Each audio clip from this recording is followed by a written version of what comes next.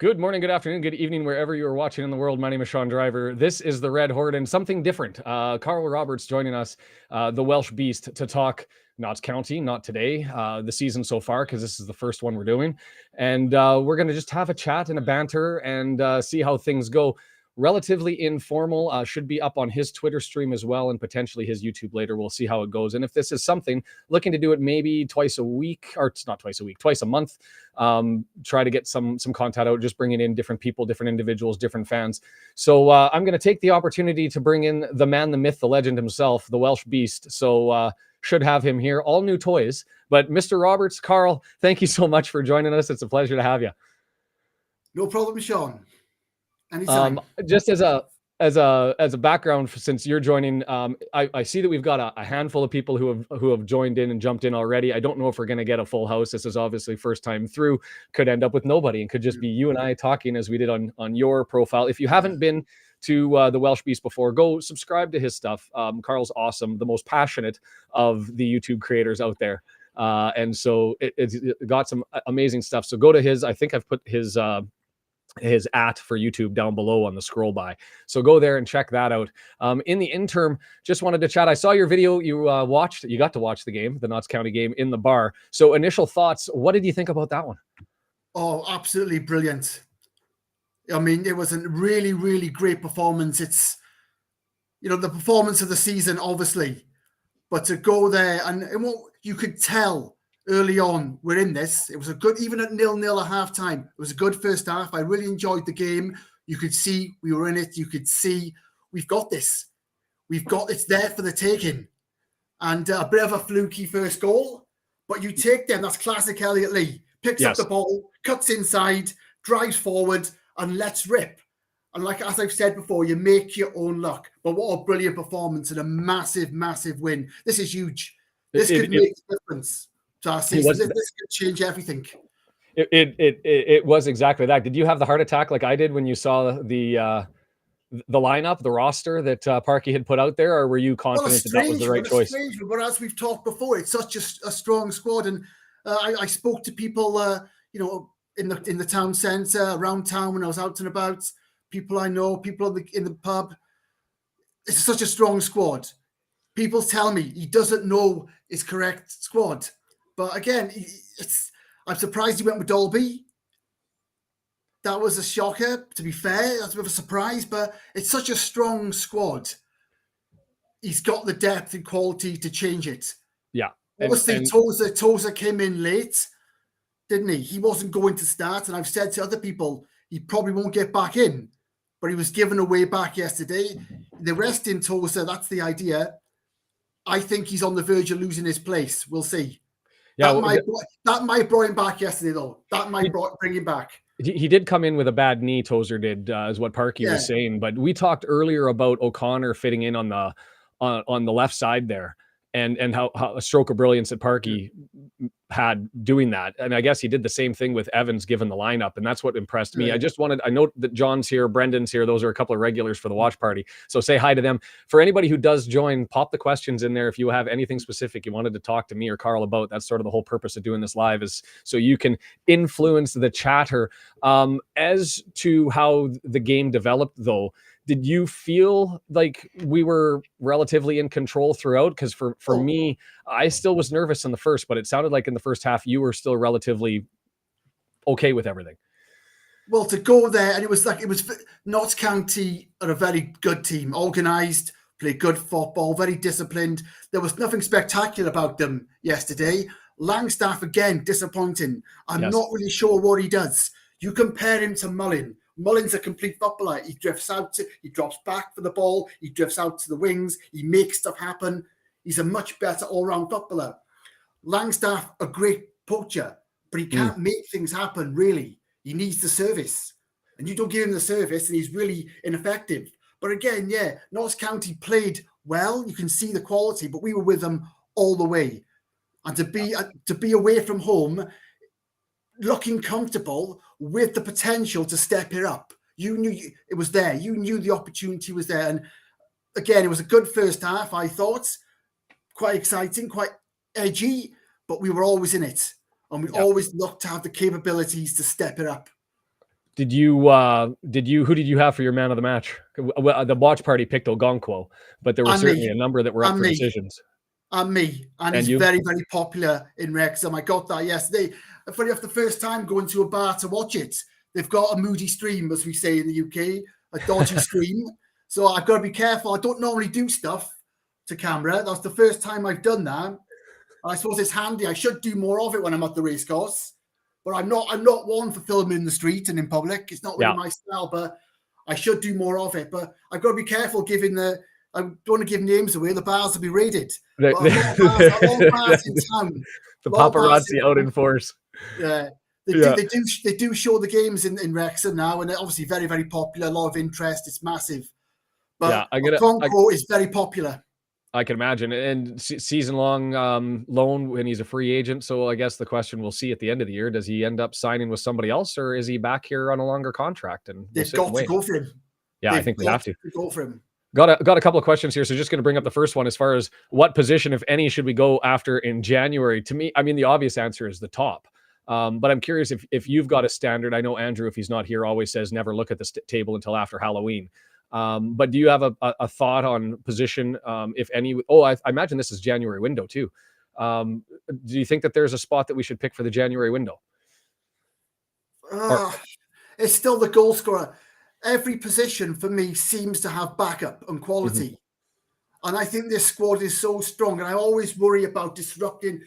We haven't got a settled team at the moment. We've talked about this. I think last year we did have a settled team. So I didn't want too many new signings in the summer because only the striker. I've always said we needed another 20 plus goals a season striker. Another young. We've talked about this. But again, I think it's just another goal scorer. Everywhere is covered, in my opinion. And when you can do stuff like he did with O'Connor, dropping him back, left centre back, if you got that awareness and talent as a manager, and the players can adapt, why disrupt the squad? I always think keep the squad as settled as possible. There's not too many players that we need, I don't think. All these positions are covered. The only unanticipated is we didn't expect to be number 4 on our depth chart. Like we've had on the right wing back, we've had Barnett and then Ford and then Mendy filled in. And now I think Mendy's got to go to the left side, at least against Gillingham because of the McLean suspension, but can't predict all of that stuff.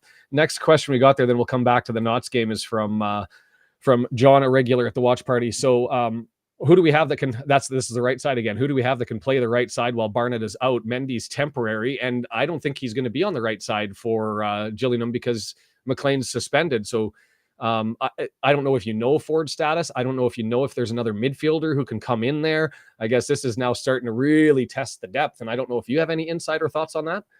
I don't. The only person I could probably think of, I don't know. I honestly can't think. We've really exhausted a few of our options there now. That's where I'm doing the same thing. Like I was getting to the point. Do you put Cannon out there because Cannon? You can do. Do you bring back James? We talked about 3. You're probably asking a central midfielder perhaps to go there, or a striker. Could Dolby go there as a very, very last resort? Yeah. Young James potentially. I mean, he was there for a run, and we were talking about him on your YouTube channel. That's the only natural option, I think. Otherwise, you're playing someone out of position. Yeah. Well, Aaron James, yes, great shout there. Aaron James is probably the most naturally your obvious choice. Yeah. Yeah. And I said on when we were chatting on your channel, I think he did a good job. It was just that overexcitement, over adrenaline, pushing the ball too far, missing on the passes. But as far as positionally, speed wise, quality, first touch, every other element that you want, he was certainly there. So I guess we'll have to see what happens with that. We've got another one. This is more than a statement than anything else. We kind of talked about Ogonkwo a little bit. But the opportunity for him to re-sign with us, and I agree with Kim here, that whether he stays or not may depend on whether we go up or not, because there's something different about being a young goaltender, signing in League One, availability to pay him and all that sort of stuff. If we get the promotion, do you think promotion or not getting promotion influences Ogonkwo staying, or do you think he'll just either love the town or look for a better opportunity? Well, if he's a regular and he's enjoying it, he will stay. Yeah. We can match the wages to a certain degree. We're able, through the investment we received, the commercial revenue we now generate. It could be all that sort of the finances we can match. Fingers crossed, right? Yeah. I'm pretty the way it's fingers going crossed. now, we can match that. So it's just, if he's starting, he's happy, he's doing well, he's going to stay. There's still a lot of excitement around the club. We're still a massive, massive team. Lots of interest. He's going to want to be a part of it, I think. And yeah, I see John's comment about he could, a London lad. They're always an option, but I'm with you. If you're a young lad and you're enjoying the squad and you're getting an opportunity and you're getting paid, then perhaps you're comfortable. I want to talk about, since we got a little bit of laps in the chat, keep those rolling in. One of the things that we did during the watch party is we introduced our first ever putts of the match, and I don't know if you saw the tweet that I threw out of the graphic. Putts, by the way, is basically an ineffectual person is the polite way. The dictionary.com actually defines it as a penis. So I'll use that because they went with the term. We watched him flop around. I've got a list of Jones flops that I'm looking forward to trying to put a video together. This is my crazy handwriting of all of the events in the game, and there's about 10 or 11 Jones flops there. I was curious what your thoughts were of the entanglement with Mullen, because some people thought, for Notts County, thought Mullen should have got a red card for that one. And what was your conversation in the pub that you were at about Jody Jones and his antics over the course of the game? No, I don't recall anything in particular with him. Okay. Again, a few of those moments, but Mullen does seem to get involved in these events, doesn't he? Yeah, he seems to be involved a lot as well. He's a marked man, but he also stands his ground. So he does get involved in these incidences quite a bit. That incident, what do I got it written down here as? I don't even have it. I've got Jones, and I didn't write when the Mullen incident happened, but it was early in the first half, up against the touchline, and they got tangled in the legs, and Mullen went down.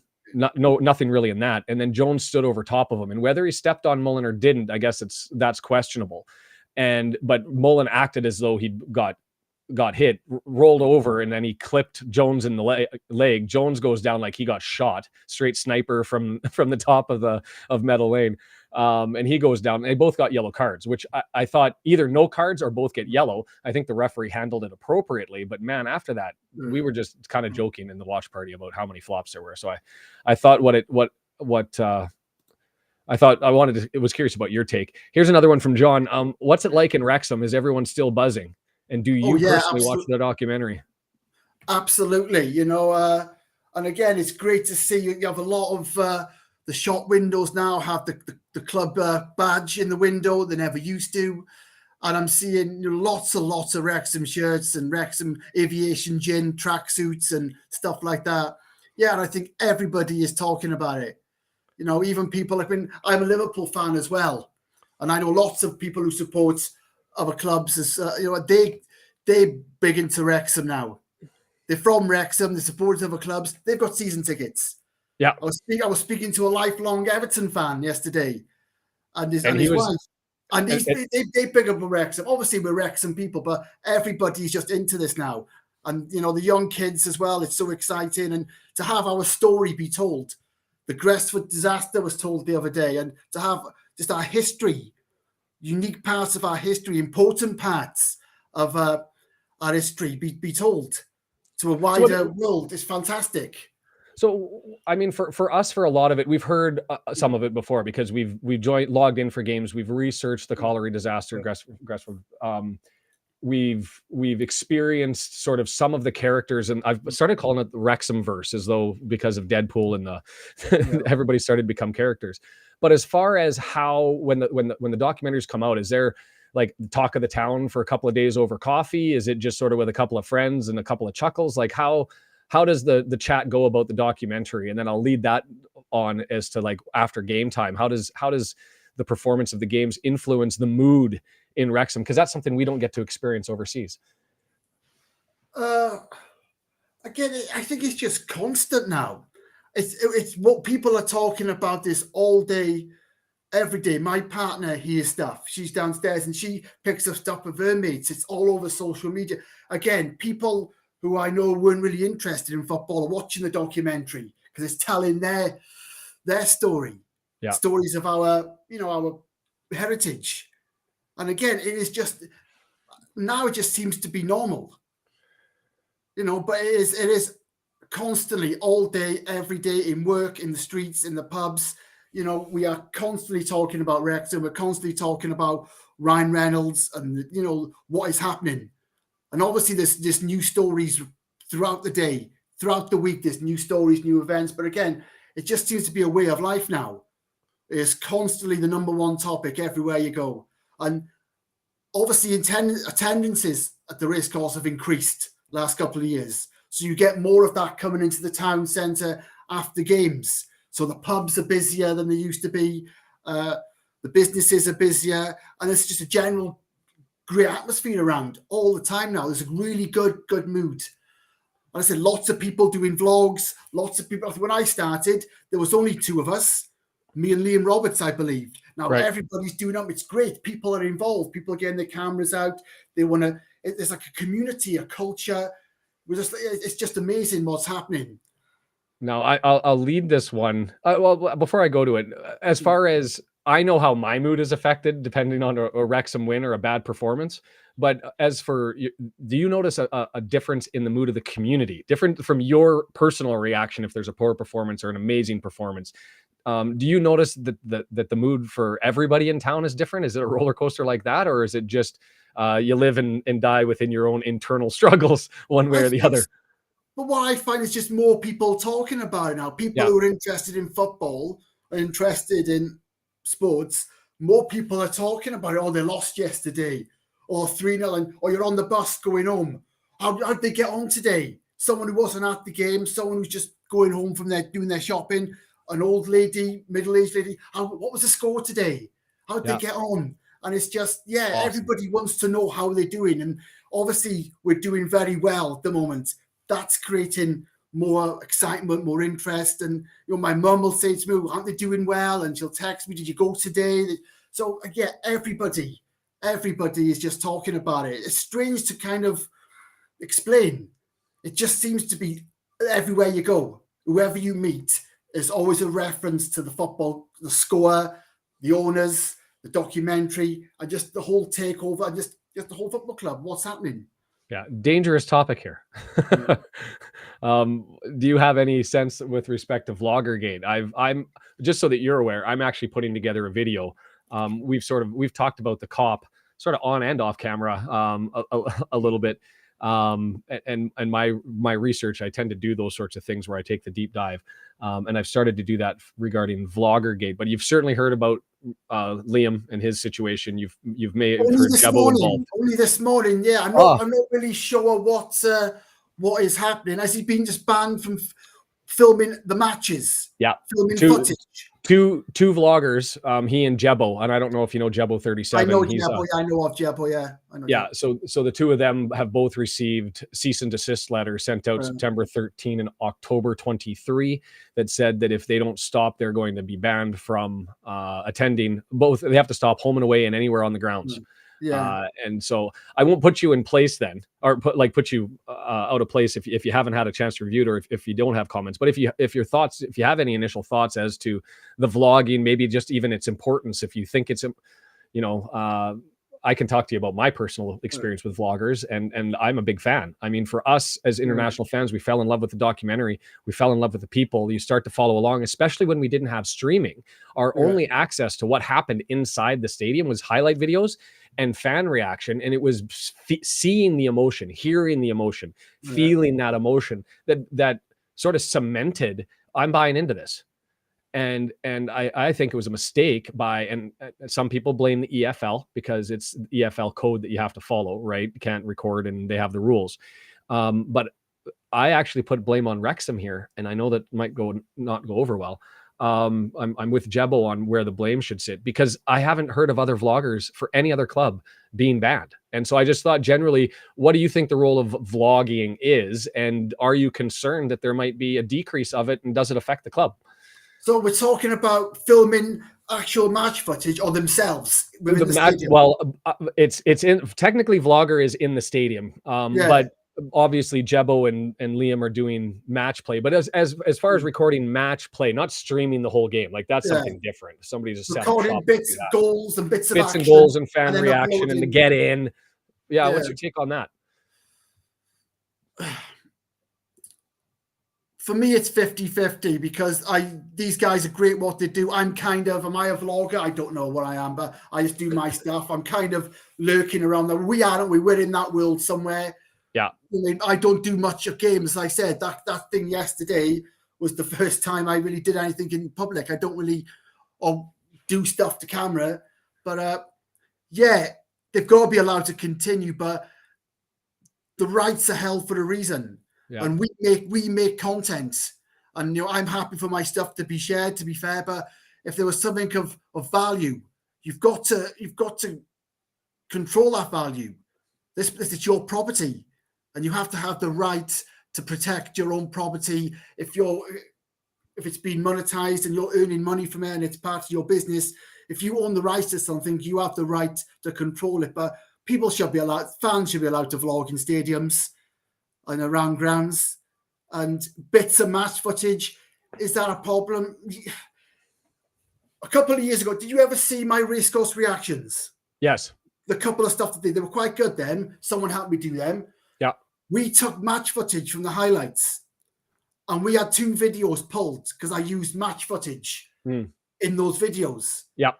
So that was a couple of years ago. So Wrexham AFC pulled those videos from YouTube, and I had a copyright strike for using match footage highlights from games. Right. So I've been on the receiving end of it myself in many ways. But yeah, they don't want the highlights or action of goals going out before they have the chance to show them themselves, probably. So I understand why they do it, but it's so important that in this age of vlogging, which is an extension of filmmaking, the people are allowed to go out and make films, make content. We're in a new world. It's entertainment. People have an audience. It's a passion. It's a hobby. For some people, it's a living. They've got to be allowed to do it. But at the same time, people need to be allowed to protect their property and their commercial rights. Yeah, but I believe it happened to Bootlegger as well many years ago. Yeah, and it's going around, and I'm, who knows, if I get big enough, I'm sure I'll probably get a message or enter into a discussion regarding some issue.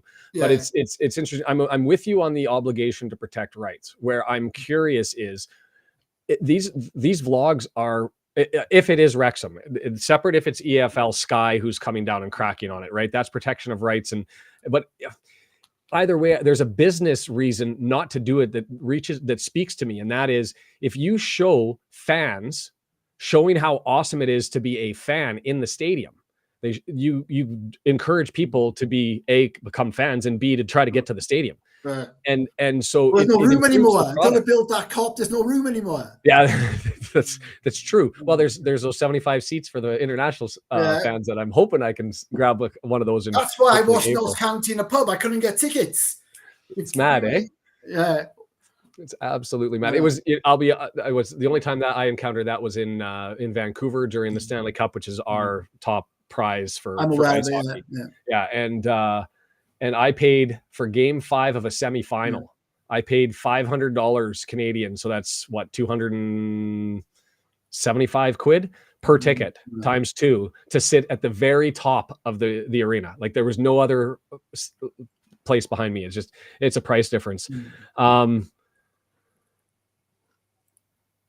not allowed to show their own face. I'm with you, Brendan, on that one. I got this question from John with all. Well, that is ridiculous. Yeah. And not only that, they got threatened to do it in certain parts of the property that they own outside, which I get. But then now you're getting really funny because you're putting vloggers on the sidewalk and being like, no, this is public property, and it doesn't make any sense. I guess this is sort of an FA game more than anything else, with all the history the club has, Giant Killers, European games back in the day. For you, what do you think of the people calling the club Hollywood FC, and does it bother you or anybody in Wrexham? Like, does it trigger you? No, at all. It's fantastic. Who would have thought this? It's absolutely fantastic. Bring it on. It is the Hollywood Reds. It is a global takeover. It's fantastic. I guess you go back 3 years ago. We're benefiting from it every minute of every day. It's lovely. Yeah, I guess you go back to the ownership of the two that should not be named and Yeah, all of that. It, and then Alex you and go Mark. back 3 to 5 years even ago, and you're looking Yeah, at yeah. 12 years, 11 years in the National League and toiling, whether you could have even imagined this. No, no. And like I said, the supporters trust did a fantastic job. And again, it's a bit of good fortune, but they saw something in Wrexham. The club has been very successful over the years, over the decades, and they've played at a much higher level than they are now. And but they saw something in the town, in the football club. It was an opportunity that just was just luck, and it was the right people, the right club. Yeah. So we made our own luck in many ways. But can I just go back to a question that Mike Lewis has said? Sure. I wondered if the documentary will talk about Bersham and John Wilkinson. I hope they do, because I'm actually from Bersham, an area of Wrexham. Well, I live in Rostutland, but it's part of a wider area called Exclusive, which includes Bersham. And Bersham Colliery is just over there, 200 yards away, the old coal mine. So, yeah, I'm from the Bersham area, so that would be very interesting. John Wilkinson was an ironmonger at the ironworks in Bersham. So he's a very, very historic figure in Wrexham. Bersham is a small little village, very nice village, a lot of history there. So I'm hoping they do cover Bersham. So basically what you're saying is there's enough content in Wrexham to push the documentary to 10 seasons easy, right? And more, and more. This is just the obvious stuff. You could delve deeper and delve deeper. Yeah, there's so much here. So many interesting stories, so many historical figures. Yale, the Yale University, as a connection to Wrexham, as you know. I'm sure you've heard of that. The founder of Yale University is buried in Wrexham. So you've got Earthig Hall, a big stately home in Wrexham. And yeah, there's lots of stuff here, lots of stories to tell, and the wider area of North Wales and beyond. I find it interesting that the chat going more documentary and more history and trying to sponge as much out of you as they can, taking the opportunity. I'm a big fan of it. I thought we were going to be talking. My granddads were coal miners. Like I said, Bersham coal mine is just there. Yeah. And that's where they featured, if you saw the image of the Wrexham sign on what looks like a mountain, it's not a mountain, it's a slag heap, it's coal dust. Oh, it's a coal dust slag heap? How tall is it? Like 40 feet tall? Well, yeah, something like that, yeah. Yeah. I think it would have to be at least there for a while. I must go up there. I used to always go up there when I was a kid. But yeah, so that's Bersham Colliery. And so that's where the Wrexham, that's only 200 yards away. And that's where that Wrexham sign was on. Yeah. So, yeah, lots of history in Wrexham. Like I said, both my granddads were coal miners. And Rob comes from a coal mining town. Yeah, Pennsylvania. I mean, Pennsylvania, Ohio, they've got a history there for sure. So just, I mean, a quick one, if you wanted to approach it or not. Wrexham fan your whole life, season ticket holder. What's your historical lineage? Because I get asked that every single day. Oh, you're a new one. Yeah. And I'm like, yes, I am. I've got no shame. But how long have you been a Wrexham fan? Well, I suppose all my life, but they weren't always if I'd be honest with you, I've come and gone over the years. Fair. My first Wrexham game was December 92. Okay. I'm 41, that would have been 10. Yep. And I've dipped in and out over the years, and I've got a season ticket now, and I've gone multiple times over the years to the racecourse. And obviously this takeover resurrected my interest, like a lot of people. But yeah, I've been coming and going throughout the years, dipped in and out. I moved away from Wrexham for about 10 years. So I didn't actually come to Wrexham for 10 years. We all have our own lives, our own stories. But I moved back 2018, just before the takeover, started going again, and it sort of all happened at the same time. I started doing my vlogs just before I set up my YouTube channel, just before the takeover, and because I was going to cover all Welsh boats, and that's the idea. So it kind of everything happened at the same time. We had the lockdown and coronavirus. I was not in a good place myself, to be honest. To be fair, I wasn't. I was looking for something as well, because I was a bit lost. I wasn't in a good place. Yeah. And the takeover happened. I obviously reignited my interest. And yeah, so I've really got into it now. But I've been going for over 30 years, in and out. I live quite close to the racecourse. But no, I wouldn't say I'm a big die-hard fan like some people. That would be unfair. But I've been going stop-start over 30 years. So Mulberry, I'm going to get to yours. I saw the double up there, but I just kind of wanted to go through chronologically here.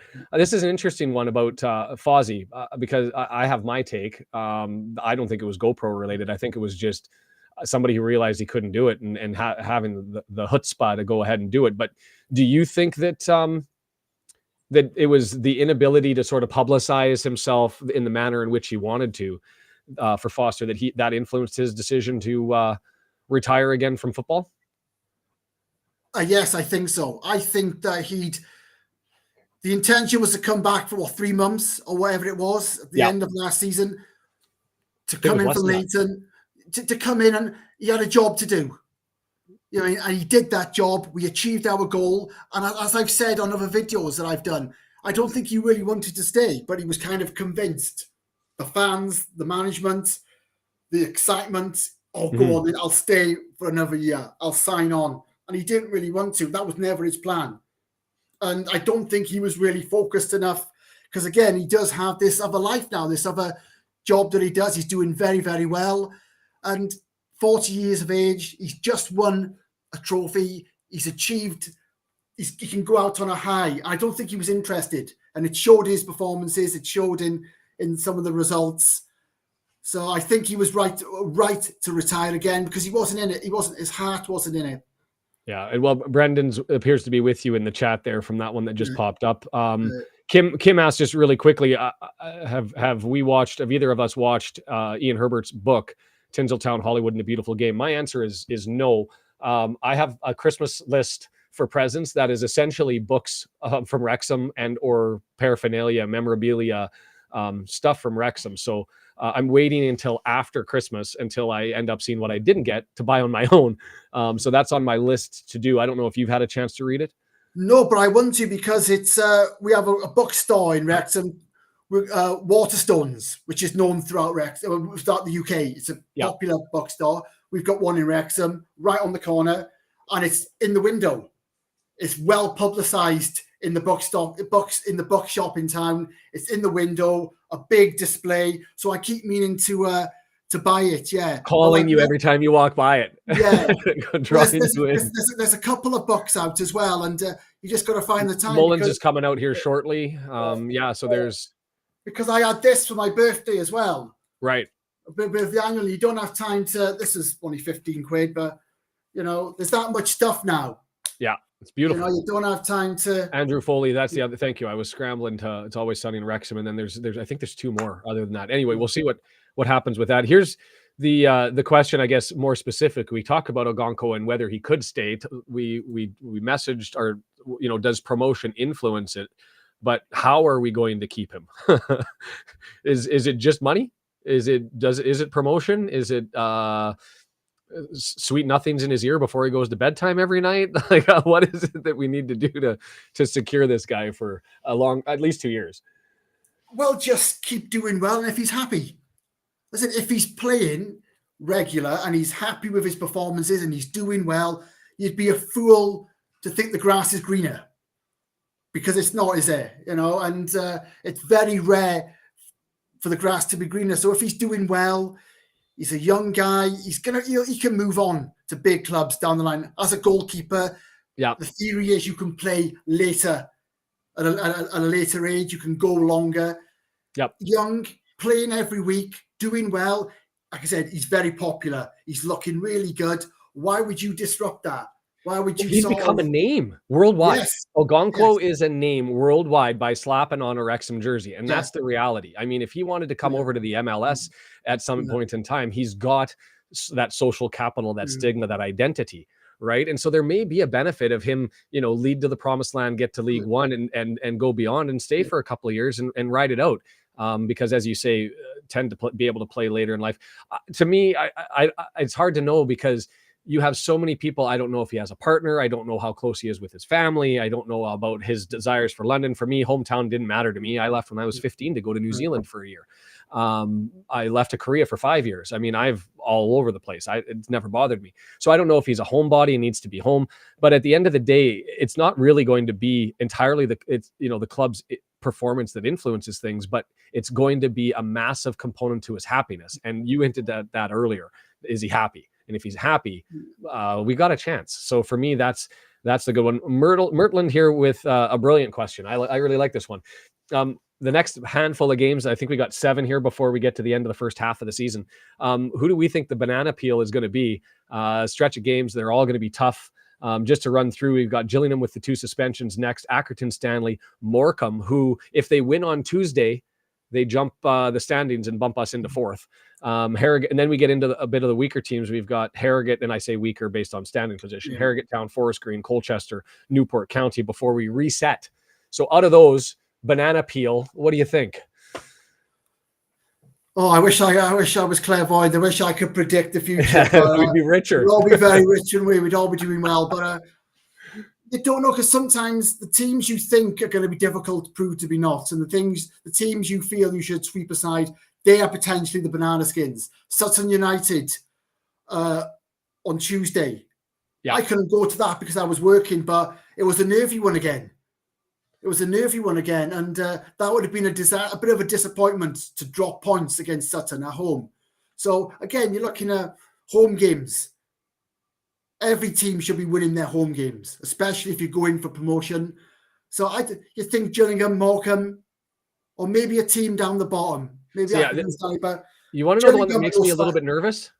Sorry? Like Gillingham's going to be a real one. Morecome's going to be a real one. Morecambe especially is going to be like they're with the Mansfield, the Notts counties. That their performance has been spot on. But of the teams that are lower that you might get surprised by, as far as a banana peel, Newport County. I mean, they're coming up to Wrexham. They're going to have fire in the belly. And that's the game. That's December the 23rd, I believe. That is December the 23rd. Because I'm looking forward to that, because obviously it's an all Welsh derby, and I'm really excited about that. But that's one of those ones where that's my Christmas day. That's my Christmas New Year. That's going to be my day. Yeah, I'm really looking forward to that. It's going to be a really good weekend.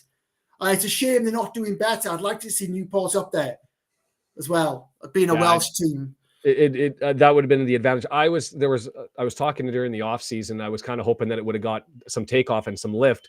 Was a decision of toys are going off, I think, in the background. Sounded like a fire alarm for a second.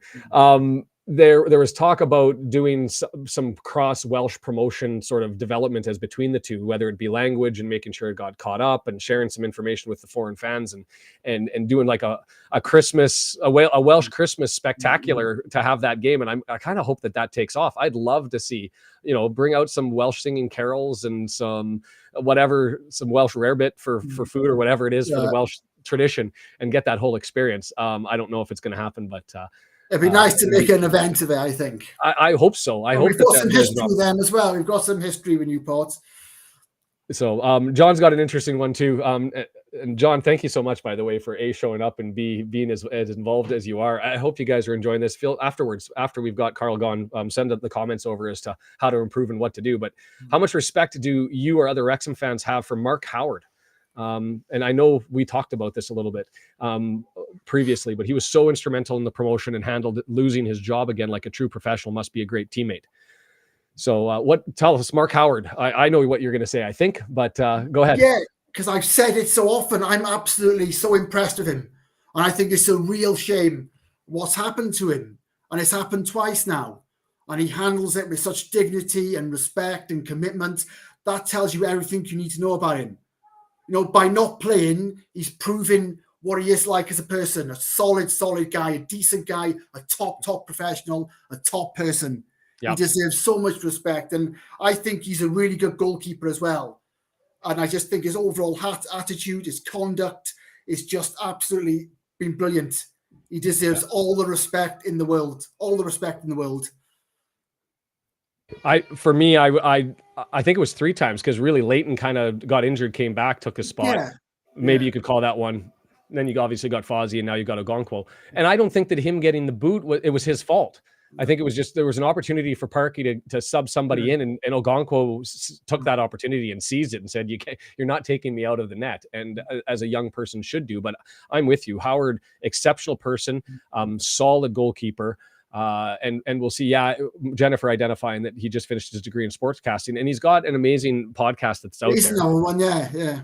And so it'll be interesting to see how he transitions. And he's not the youngest guy. I was going to say that, yes. Younger than both of us. Yeah. At least me. But he's been around the block a couple of times. He's had a good career. But yeah, and it's just a shame that his last game was Stockport, really. It seems to, on a sour note. Hopefully he'll be back. He will play again, but he seemed to get dropped after the Stockport game. A 5-0 thrashing. Was he the scapegoat?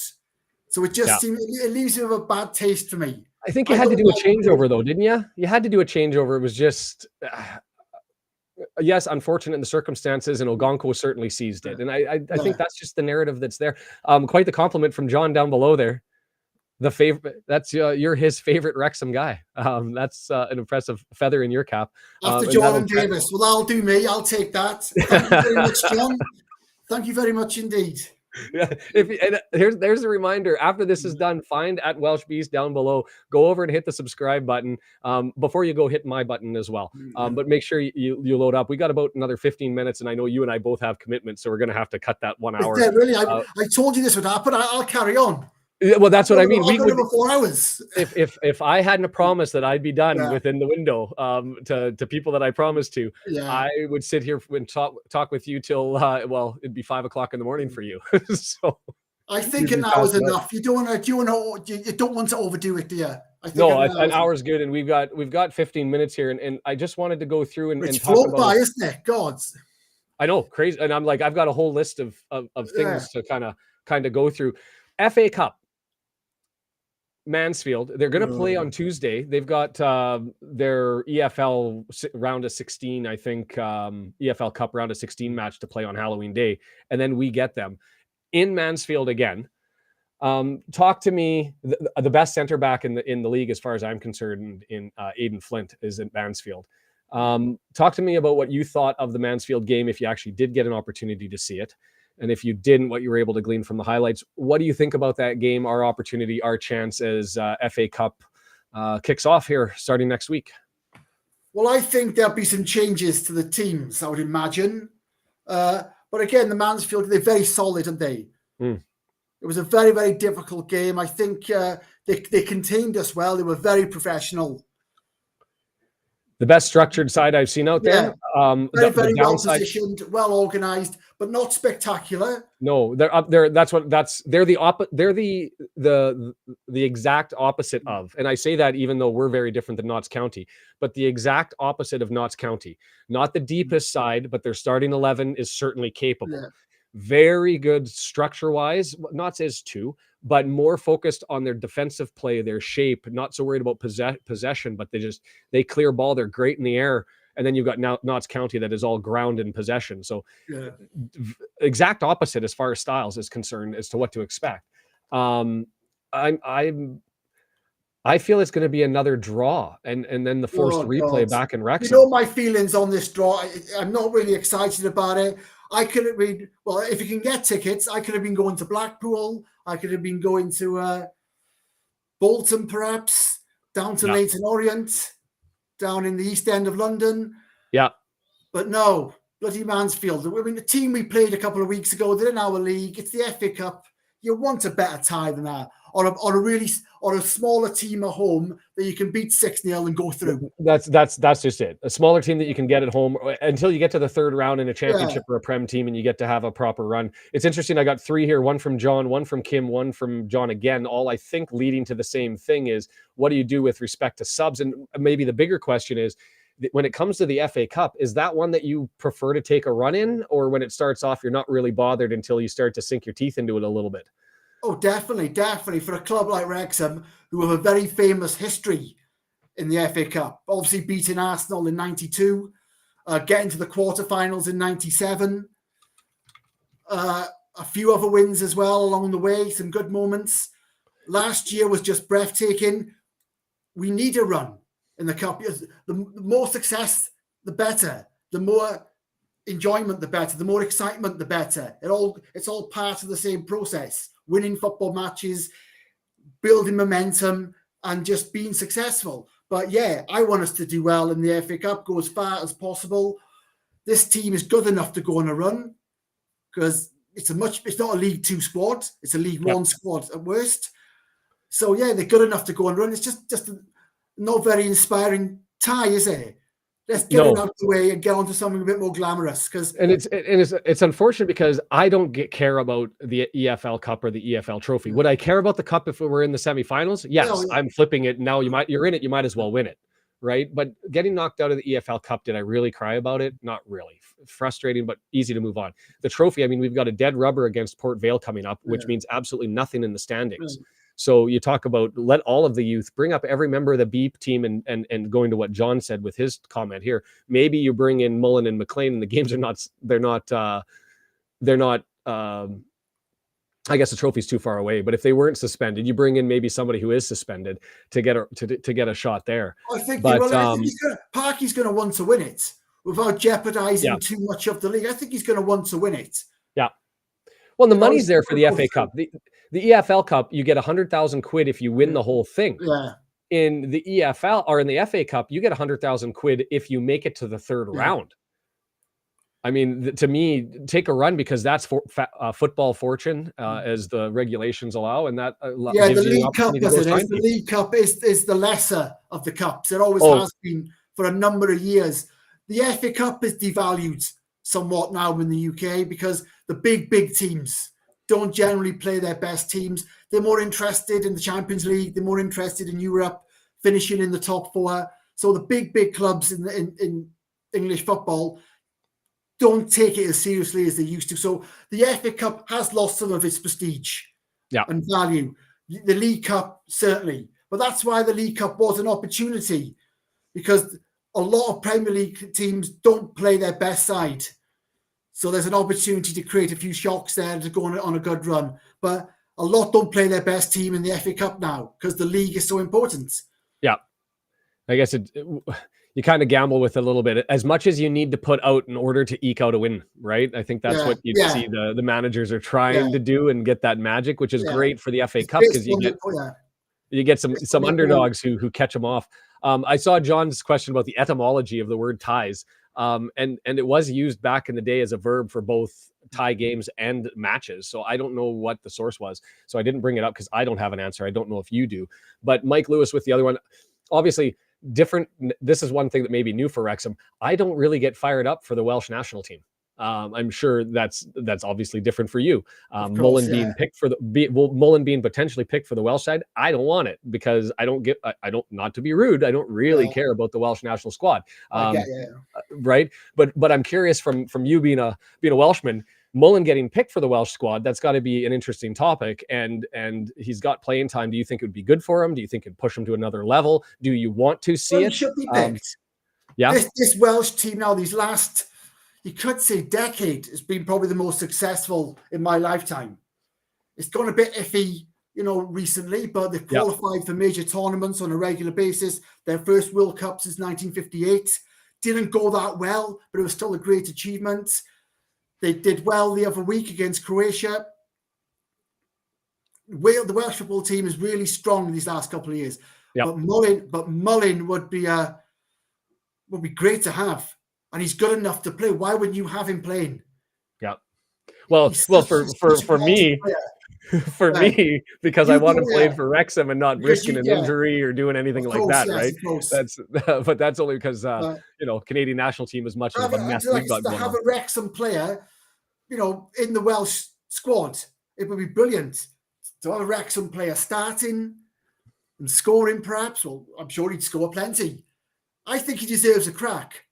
Based on his form and his ability, everything you've seen these last couple of years, everything he's done, even at Cambridge, he should be getting an opportunity. He deserves an opportunity. And it's probably a bit of a crime that he has an. He deserves an opportunity, surely. Even in a friendly, give him an opportunity. Well, can you explain? Here's a follow-up question, and that I don't get and don't understand the history of and why it's there. And this happened with McLean playing with Ireland, and now the same question being asked by Mullen with the Welsh. Is there's a large segment of the football community in Wales and in England or in Ireland that end up saying, if you're not playing, Prem or Championship division or top tier in a top league, you shouldn't be playing. And so McLean and Mullen playing all the way down in League Two, that should disqualify them from the National League. I don't know if you've heard those messages. I've seen them on I've Twitter. heard them. It's all bollocks. Yeah, to that's excuse, okay. to excuse my Welsh. If you're good enough, you're in. Yeah. If you've got the talent, if you can contribute something to that team, you're in. I don't know if you caught this one. John answered with his thoughts below. Do you think from what you've seen from Mullen, is he fully recovered, or do you think there's some lingering issues there? Oh no, definitely not. He's definitely not fully fit. You can see that. But he's got that attitude when he gives everything. So he still puts himself about, as we know. All the way back to the midfield to try and nick some balls in difficult situations and poach, right? Like who you were talking about Macaulay and the difference between all-arounder football. That's Mullen right there. Is he goes up and down and will do everything he can. But his natural ability, he's going to score goals. Yeah. I mean, he's missed a few sitters lately. I think one was it against Salford when he went through a bit of magic. He created that chance himself. Lovely bit of football went through. You expect him to score, but he scored some lovely goals lately. Yes. It's just his ability will always get him goals. His footballing talent, his awareness. But again, he's not quite at his best. He's off the pace a bit. There was Mullen appeared on a podcast recently, like 3-4 days ago, and I wish I could remember the name of it. And maybe if somebody's here and on the comments or is able to figure it out. And he actually said there that he felt like he was back to full kilt, like he was ready to go. And didn't really have anything lingering, and was talking about how bad it was and how blue his lips were and how scared he was when he saw the faces that everybody was looking at him. And so he said he was back, and I went, really? Because I'm like you. I think he's like 95% there. Brendan suggested it might be a little bit rusty. I think the rust is gone. I think there still just might be a little bit of lingering soreness, tenderness, and slowing him down a bit. But yeah, I think all top athletes they all like a bit of bravado. They'll always, they might think that themselves. There's one attitude, yeah, I'm fully fit, there's nothing wrong with me, I can go. But I think the evidence is that he's not. This is a whopper, and we've got like 7 minutes left, and I'm trying if we're going to fit any of these in, there's a couple that might be quick answers and rapid fire if we have to at the end. But if you had a starting 11 and assume everybody's healthy, I think there's one player that we have a disagreement on, but I actually think that we'd be pretty close to picking the same lineup. Do you want to give a shot first? Do you want me to give a shout out? I couldn't tell you. Yeah. Well, based on recent form, quote unquote. Yep. I'm with you there. You want me to do my 3 center backs? Yeah, go on. Yeah. Let's go with Tunnicliffe on the right, and go with Tozer down the middle. And I'm going to keep O'Connor there as much as I've got issues. So those are my 3. I don't know what your thoughts on Hayden, whether he trumps Tunnicliffe. Hayden definitely. Hayden's in for me. Okay, so Tozer, O'Connor, are you on board there? No, O'Connor, yes. Okay. O'Connell instead of Tozer. Yeah, see, and that's the difference. It's interesting to me. Tozer brings more offensive stuff, both with the throw and with his passing. O'Connell is a little bit better positionally and a little bit better. I don't know if it's knee or whatever, a little bit positionally with his defense, but he still has too many lapses, and his up the field passing just troubles me still compared to Tozer. He's not like he's fallen off the map. So, but I get it. O'Connell, Tozer, I think we're going to have that camp all series long. I think the wing backs are probably the easiest to pick. I go McLean and Barnett if they're both healthy and not suspended. Do you see anybody else taking out McLean? No, I think you're right there. Yeah. And I know up front that you've got to pencil in Mullen. I've gone Fletcher, even though he might be best suited in a super sub role because of his age, but I still like him there. What do you have, Fletcher? Do you go Palmer or Dalby? Sorry, Palmer. Sorry, Palmer. Ollie Palmer. Yeah. So if we can just get the best out of him, if we can just get his best qualities, on a regular basis, if they can just find a way to make that work again, because they do complement each other so well. And obviously, you're going to start with Lee, haven't you? Lee's going to be in there. If we're going to talk the midfield, and we talked about this offline, I think for about like 15 minutes, because we could probably talk midfield Wrexham as to who the top 3 are until forever. Lee always fits in. But then after that, I put Evans, and then I'm debating between Davis and Luke Young. And I don't know. I miss Youngie. I think him settling it down, especially with O'Connor in the back now, I think he makes sense in the middle. So I'll say go back to Luke, bring back number 8. But I don't know what your thoughts are, because we saw Cannon play exceptionally well, subject to his passing a little bit iffy at times. You see Jones that gets out there and gets a run out. I've probably missed somebody that I can't even think of. But as far as midfielders, what's your take? As I've just said, there's so many to choose from, and there's no consistency within their games at the moment. Players at the back end of last year you thought were dead certs to be starting. I loved them; they were brilliant. Are not showing that form now. So you've got, maybe they're not having the opportunities, because that is changing a lot. Luke Young, Davis, Cannon, Evans, Jones comes in now and again. There's that much to choose from, and it's not consistent. But I think you have to try and get Luke Young in there. The beautiful thing is in picking the top 11, and what we've learned from the decision to put in O'Connor, and also the decision to put 2 midfielders in the back row, in the back line, and change up and bring in Cannon, which was a bit of a surprise against Notts County when originally saw it. But it turned out to be a stroke of brilliance, because you've got players with different style sets. Like if you end up running against, obviously Notts County, a Cannon makes sense. Andy running through with his form and willingness to go to ball and push through was necessary and needed. Moving Evans back into the back line against them, when you know that they're going to be short balling every corner they take, was another stroke of brilliance. And so I guess the nice thing is it may just be a circumstance that when you're a midfielder, you just know there's going to be certain types of teams that you're probably going to have your number called, and get ready for those types of teams. And that's a luxury. I mean, who gets to do that? Well, I think that's what we have now. I think that's going to be Parkinson's tactic, that he's picking the team, which in many ways you should, based on the opposition and their strengths and their weaknesses. Well, if you can, we actually have the guys that you can do that. That's what they're showing us. Yeah. So I don't know. We've got 2 minutes left. If anybody wants to hit a chat, we've got just an update for you. Nothing really going on the channel this week, except for trying to get this vlog video out that I'll try to get out.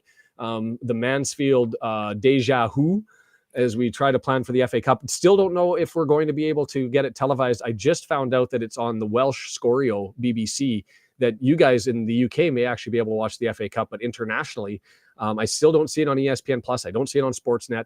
I don't see it around. So keep your eyes on. If necessary, I may be reaching out to somebody, if there's anybody from they know this from the watch party with the women's game that we did earlier. I don't know if you caught that one, by the way. Girls absolutely dominated. Again, they do well, and they still 100th goal for Rosie, put New Saints down in their local derby. So that was great stuff there. Setting themselves up. They're now odds-on favorites to make the top 4, which in the Adrian Premier League is necessary to get to the championship competition. So yes, S4C, Mike Lewis. If you Google it, you'll be able to see Wrexham, write it in Welsh, not in English, and Mansfield Town, and it'll come up on the BBC player as being available. I understand from what I see, English and Welsh is available to UK viewers. So you may actually get the FA Cup, but I've gone to ESPN and Sportsnet, and it's all the standard BBC and ITV coverage. So we could be a little bit troubled there, but I may have to find somebody in the UK to help with the watch party. I'd be very surprised if it's not picked up. It wasn't picked up in the 4 that were picked up by the BBC and ITV in their initial 4 round of selections. So, and it doesn't make any sense to me, because it's not at the regular mob time. It's earlier on. So we will see. If somebody figures it out, tweet me, send me an email, figure it all out. Listen, Carl, a pleasure and a joy, and thank you so much for having the time and squeaking it out to come and try this. We'll see what people think. For those of you who are here, send your comments afterwards. Let us know how to improve it, how to make it better. Go over to @WelshBeast at YouTube. I'll put the link down. I think it might be down below. If not, I'll change it and add it. Go and join. Give them a subscribe. Follow along. The most passionate of the Wrexhamverse bloggers, vloggers, YouTube creators, whatever he is. So thanks for your time, Carl. I appreciate it. No problem, mate. Thank you. And we'll keep doing these. We'll keep churning them out. Absolutely. All right. Cheers, guys. Have yourself a good one. This has been the Red Horde with the Welsh Beast. Guys. See you again. Cheers. Thank you. Cheers.